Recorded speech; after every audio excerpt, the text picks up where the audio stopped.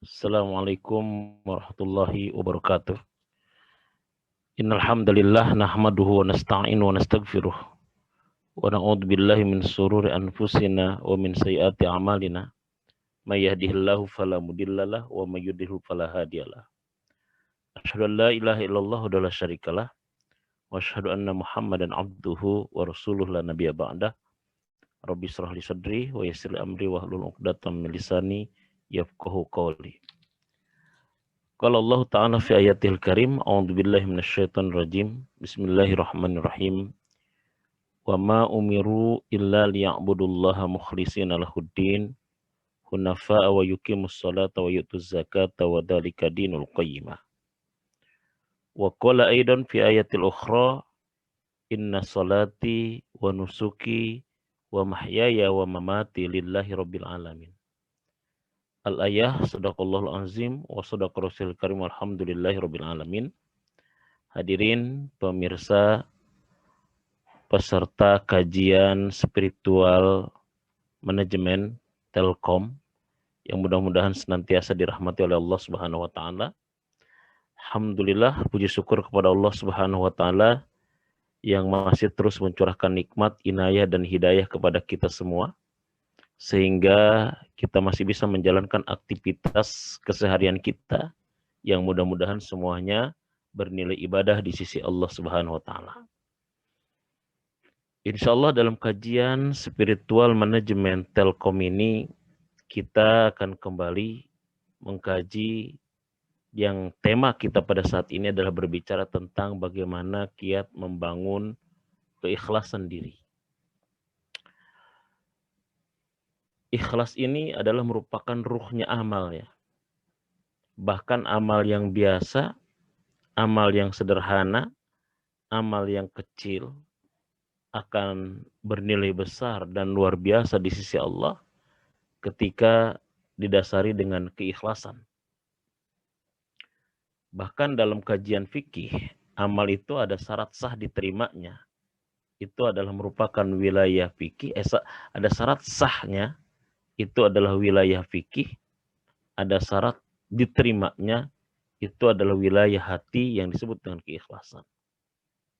Jadi kalau zakat, syarat sahnya harus sesuai dengan fikih. Tapi kalau kita ingin zakat diterima, harus ikhlas. Sholat itu syarat sahnya sesuai dengan fikih. Syarat-syaratnya, rukun-rukunnya terpenuhi.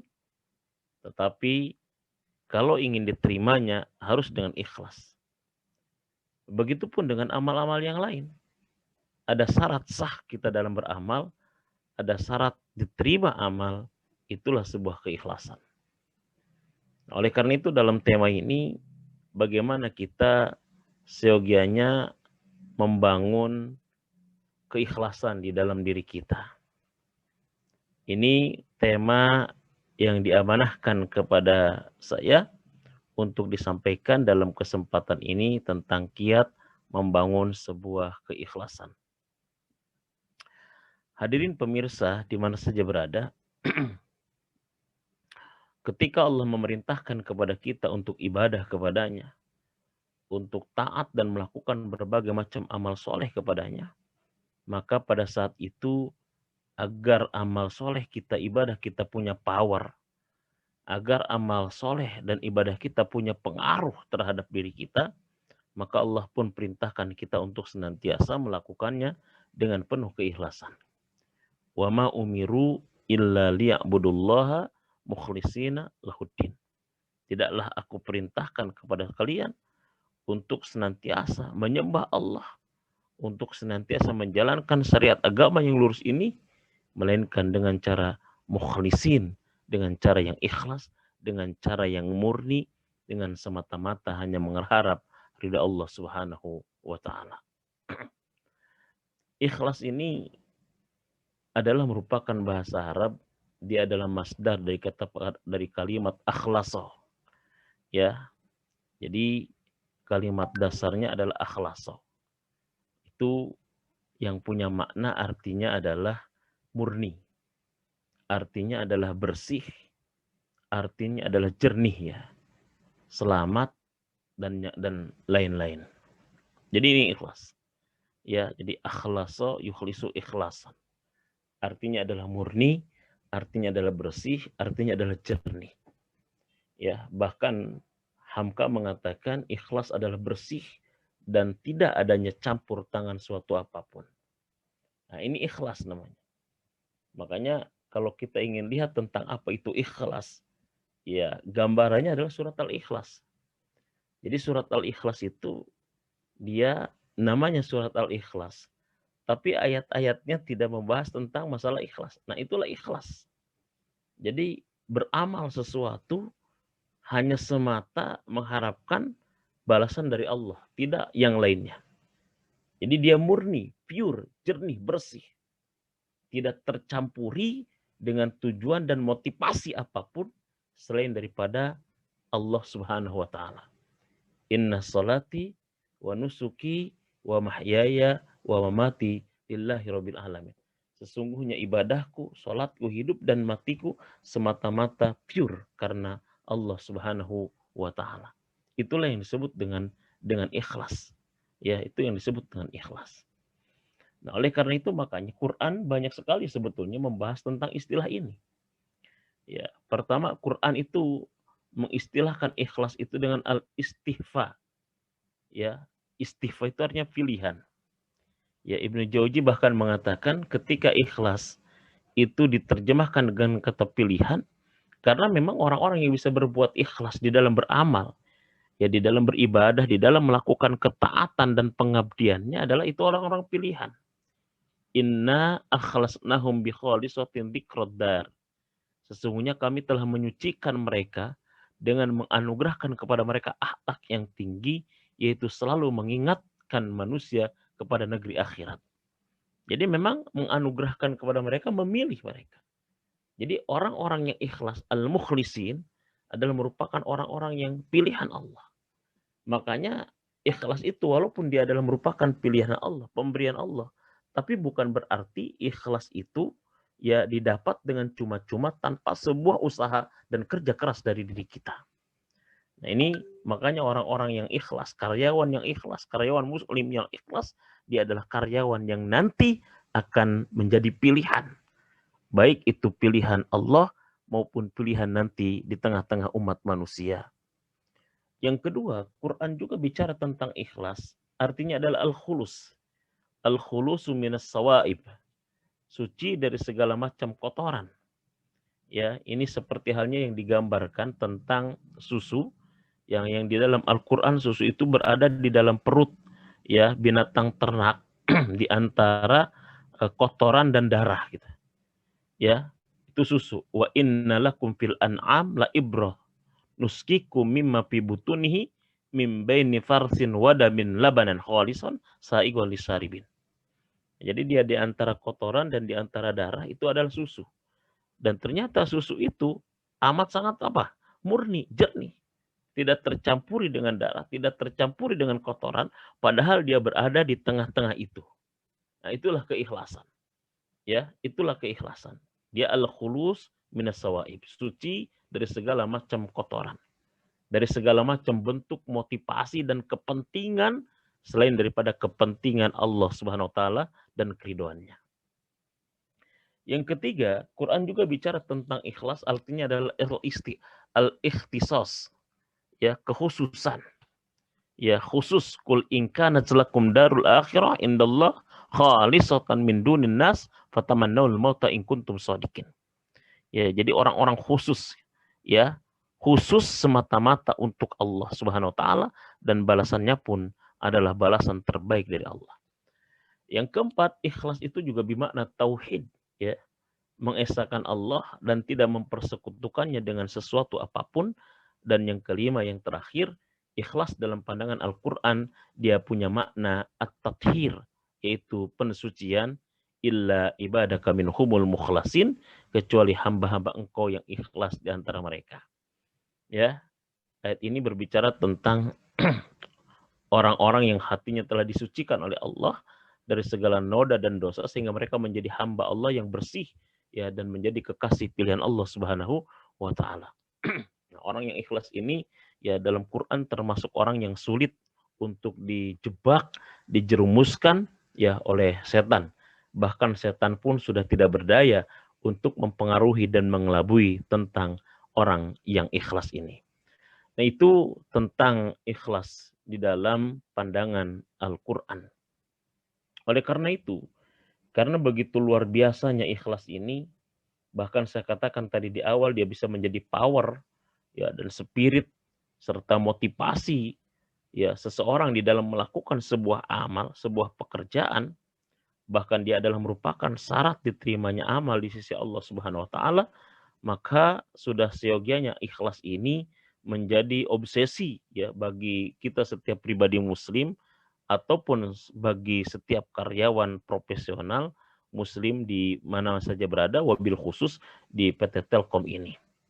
Nah, oleh karena itu bagaimana kita membangun keikhlasan dalam diri kita, di mana ini adalah merupakan sumber kekuatan kita di dalam melakukan sebuah amal. Ya. Nah, poin yang pertama dalam membangun sebuah keikhlasan itu pertama adalah tentang motivasi beramal kita. Ya, tentang motivasi beramal. Ya, mindset beramal kita. Nah, orang yang ikhlas pertama dilihat dari motivasi amalnya. Dari cara pandang dia tentang amal. Nah, cara pandang pertama adalah karena butuh akan amal dan kita ingin bersyukur, berterima kasih dengan amal itu.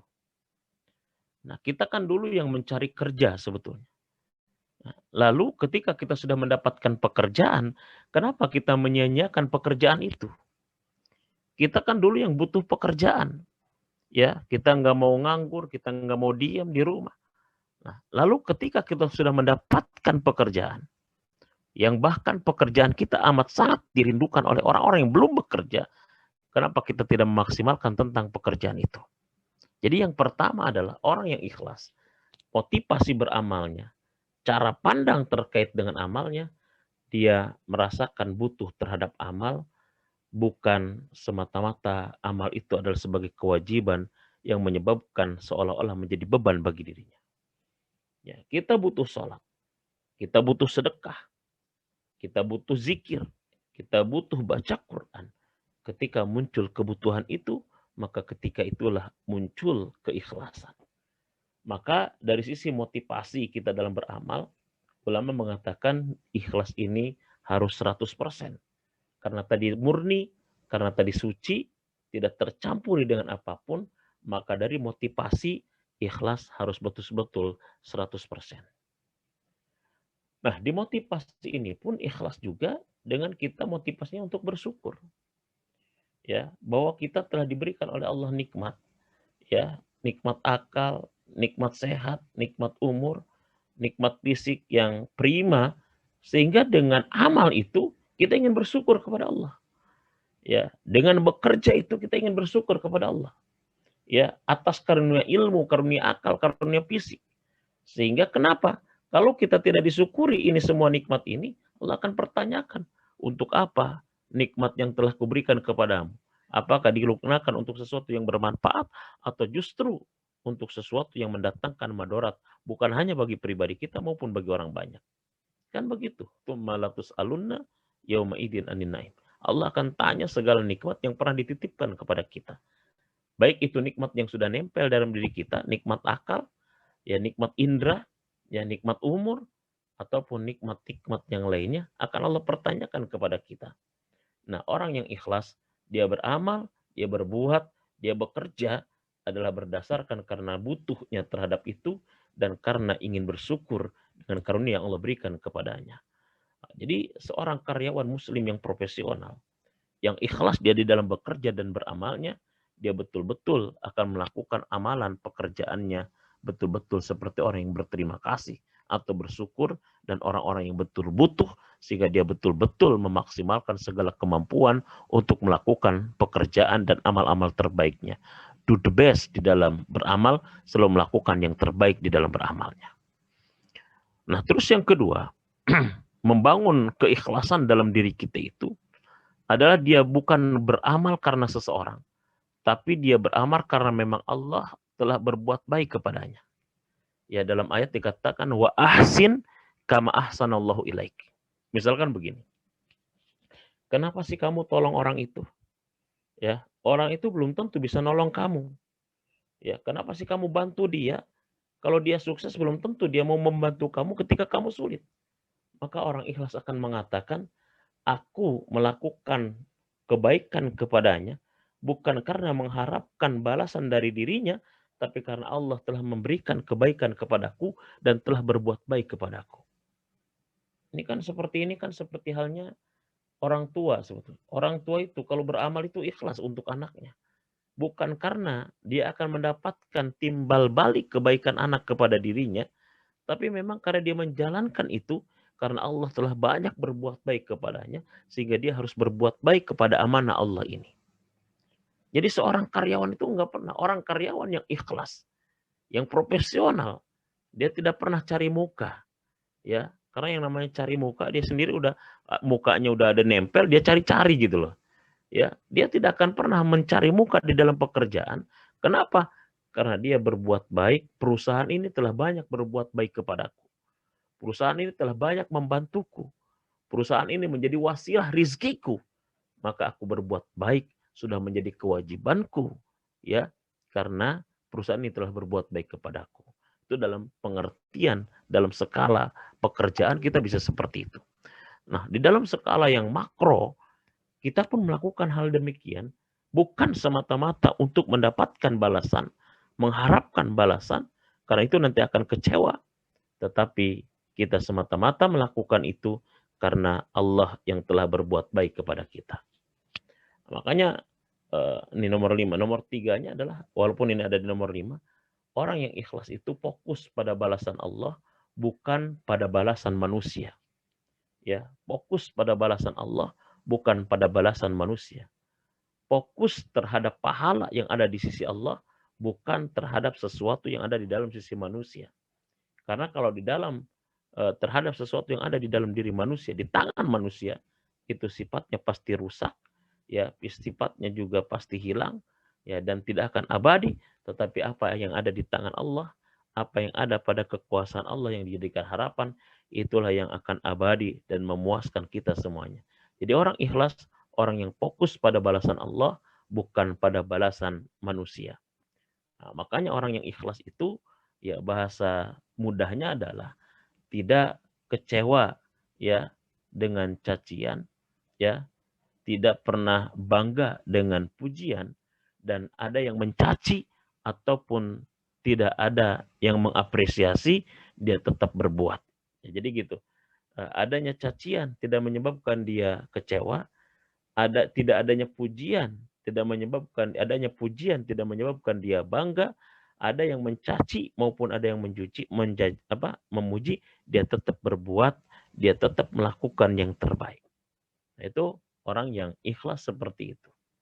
Ya, kalau dalam bahasa Ustadz saya itu adalah ikhlas itu lakukan 2L. Apa 2L? Lakukan dan lupakan. Lakukan, lupakan. Lakukan ini, kemudian lupakan. Lakukan itu, lupakan. Lakukan setiap kebaikan, kemudian kau lupakan kebaikan. Biarkan Allah nanti yang ngesep tentang kebaikan kita untuk dibalas kepada kita kembali. Masya Allah. Itu ikhlas caranya. Nah, yang ketiga, ya, yang keempat, ikhlas itu selalu membersihkan hati dari penyakit hati. Karena ikhlas ini adalah merupakan amalan hati, ya. Makanya ikhlas itu dahsyat balasannya. Ya, ikhlas itu luar biasa ya balasannya karena dia merupakan balasan amalan-amalan hati. Jadi amalan itu bisa berbobot kalau didasari dengan hati yang ikhlas. Ya, amalannya biasa, tapi karena dia menggunakan hati yang ikhlas, menggunakan hati yang terbaik sehingga amalan itu berkesan di sisi Allah. Innallaha la yanzuru ila suwarikum wala ila ajsamikum walakinallaha yanzuru ila qulubikum wa a'malikum. Allah tidak melihat tentang bentuk fisik kalian, rupa kalian, tetapi yang Allah lihat adalah tentang bagaimana hati kalian dan amal-amal kalian. Jadi bersihkan hati karena ini merupakan pekerjaan hati, ya. Dan sesuatu, ya, yang kalau terkait pekerjaan hati itu sulit. Dan amal itu semakin sulit, maka semakin besar nilainya di sisi Allah Subhanahu wa taala. Semakin sulit semakin besar pahalanya di sisi Allah Subhanahu wa taala. Nah, salah satu amalan-amalan yang sulit itu adalah amalan hati kita. Makanya syukur, ikhlas, ridho, sabar, tawakal, ini kan amalan hati semua. Makanya pahalanya besar di sisi Allah karena dia melibatkan hati. Jadi cara supaya kita bisa ikhlas dalam beramal, tazkiyatun nafas, bersihkan hati, beningkan hati, karena disitulah sumber daripada sebuah keikhlasan. Nah, yang kelima yang selanjutnya, kiat membangun keikhlasan dalam diri kita, senantiasa berlatih. Ya, dengan cara menyembunyikan amalan-amalan kita. Salah satu kebiasaan Ali bin Abi Thalib itu, dia beramal dengan dua cara. Kalau sedekah, satu dia sedekah dengan terang-terangan, yang kedua dia sedekah dengan cara sembunyi-sembunyi. Ketika Ali ditanya, untuk apa kau lakukan itu? Ali mengatakan, yang terang-terangan dalam rangka untuk ya untuk memberikan contoh, ya agar orang mengikuti terkait dengan amalannya, sedangkan yang sembunyi-sembunyi dia lakukan untuk menjaga keikhlasan di dalam amalnya. Jadi kita bisa lakukan. Makanya Nabi mengatakan bahwa sebaik-baik sholat adalah di rumah kalian, kecuali sholat wajib. Untuk apa? Artinya sholat sunnah yang terbaik adalah sholat yang dilakukan di rumah kita. Ya, qobliyah, ba'diyah di rumah kita. Ya, tahajud, duha di rumah kita. Kenapa? Membiasakan mengerjakan amalan dalam kesendirian agar nanti terbiasa dengan ikhlas ketika kita beramal di tengah halayak keramaian. Nah, jadi dengan cara seperti itu, maka keikhlasan akan bisa dibangun, keikhlasan akan tumbuh di dalam diri kita. Nah, yang selanjutnya adalah yang keenam, tidak lupa ya bahwa ikhlas itu adalah merupakan pemberian, ikhlas itu adalah merupakan orang-orang yang pilihan Allah, maka kita harus berdoa kepada Allah untuk meminta keikhlasan di dalam diri kita. Harus berdoa, memperbanyak doa kita ya kepada Allah Subhanahu wa taala, ya agar senantiasa Allah menjadikan kita ya min ibadihil mukhlis, dari hamba-hambanya yang mukhlis, yang ikhlas. Yang selanjutnya adalah jangan lupa memperbanyak zikir, memperbanyak baca Quran ya di dalam diri kita dalam rangka untuk mensucikan hati agar tumbuh keikhlasan, ketulusan di dalam setiap amal kita. Nah, inilah kiat-kiat bagaimana membangun sebuah keikhlasan ya dalam diri kita, apalagi keikhlasan ini amat sangat dibutuhkan bagi setiap karyawan-karyawan muslim yang profesional, yang siogianya kita menjadi contoh bagi karyawan-karyawan yang lainnya. Ikhlas bukan berarti gratis, karena semakin ikhlas kita melakukan sebuah amal ibadah, semakin besar pahalanya di sisi Allah. Begitupun semakin ikhlas kita di dalam beramal, di dalam berbuat, di dalam bekerja, ada sesuatu yang besar yang tanpa kita duga yang nanti akan Allah berikan kepada kita melalui tangan-tangan manusia yang menjadi utusan Allah. Demikian kajian spiritual capital management kita pada kesempatan ini. Mudah-mudahan ada manfaatnya bagi kita semua. Mari kita bangun keikhlasan dalam diri kita, karena itulah sebetulnya sumber kekuatan yang sangat dahsyat, karena bersumber dari zat yang maha dahsyat, sehingga kita tidak mudah mengeluh, tidak mudah menyerah, tidak mudah putus asa ketika kita melakukan sebuah pekerjaan, sesulit apapun pekerjaan yang kita hadapi. Insyaallah. Wa ma umiru illa liya'budullah mukhlisina lahuddina hunafa. Inna salati wa nusuki wa mahyaya wa mamati lillahi rabbil alamin. Kita deklarasikan ya kalimat itu setiap kita sholat, berarti kurang lebih kita melakukan itu sampai 5 kali untuk mendeklarasikan bahwa apa yang kita lakukan semata-mata karena mengharap keridhaan dan balasan dari Allah Subhanahu wa taala. Semoga Allah menjadikan kita hamba-hamba yang ikhlas, yang memberikan kekuatan dan kemudahan dalam setiap urusan baik kita. Terima kasih. Billahi taufiq wal hidayah. Assalamualaikum warahmatullahi wabarakatuh.